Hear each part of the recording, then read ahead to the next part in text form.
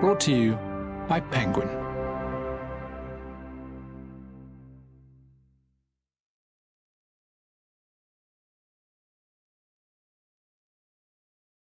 The Surgeon by Tess Gerritsen.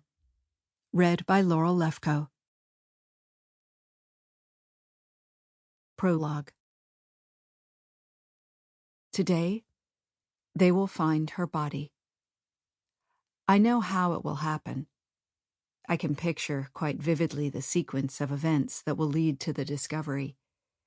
By 9 o'clock, those snooty ladies at the Kendall and Lord Travel Agency will be sitting at their desks, their elegantly manicured fingers tapping at computer keyboards, booking a Mediterranean cruise for Mrs. Smith, a ski vacation at Closter's for Mr. Jones.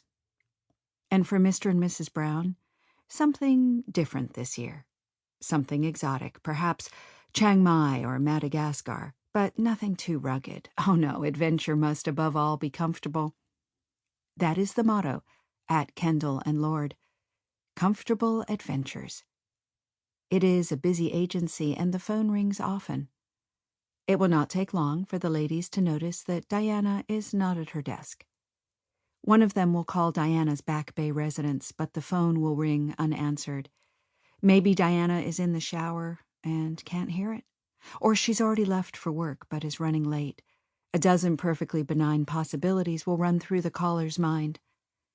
But as the day wears on, and repeated calls go unanswered, other, more disturbing possibilities will come to mind. I expect it's the building superintendent who will let Diana's co-worker into the apartment. I see him nervously rattling his keys as he says, "You're her friend, right? You sure she won't mind? 'Cause I'm gonna have to tell her I let you in." They walk into the apartment, and the co-worker calls out, "Diana, are you home?"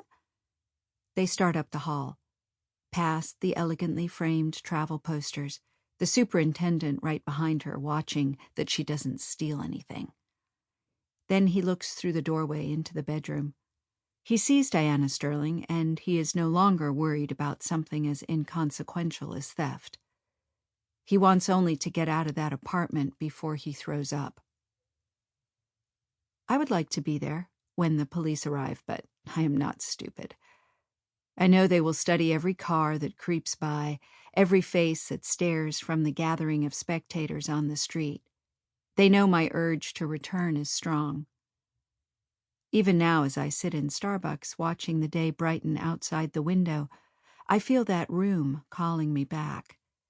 But I am like Ulysses, safely lashed to my ship's mast, yearning for the siren's song.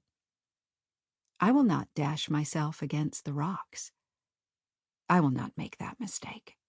Instead, I sit and drink my coffee while outside the city of Boston comes awake. I stir 3 teaspoons of sugar into my cup. I like my coffee sweet. I like everything to be just so, to be perfect.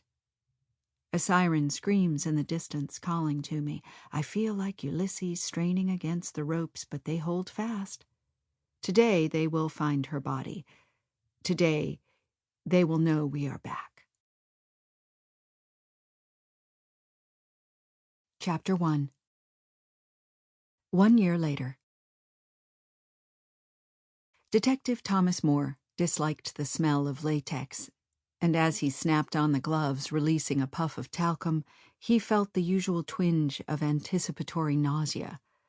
The odor was linked to the most unpleasant aspects of his job, and like one of Pavlov's dogs trained to salivate on cue, he'd come to associate that rubbery scent with the inevitable accompaniment of blood and body fluids, an olfactory warning to brace himself. And so he did, as he stood outside the autopsy room. He had walked in straight from the heat, and already sweat was chilling on his skin. It was July 12th, a humid and hazy Friday afternoon. Across the city of Boston, air conditioners rattled and dripped, and tempers were flaring. On the Tobin Bridge, cars would already be backed up, fleeing north to the cool forests of Maine. Sample complete. Ready to continue?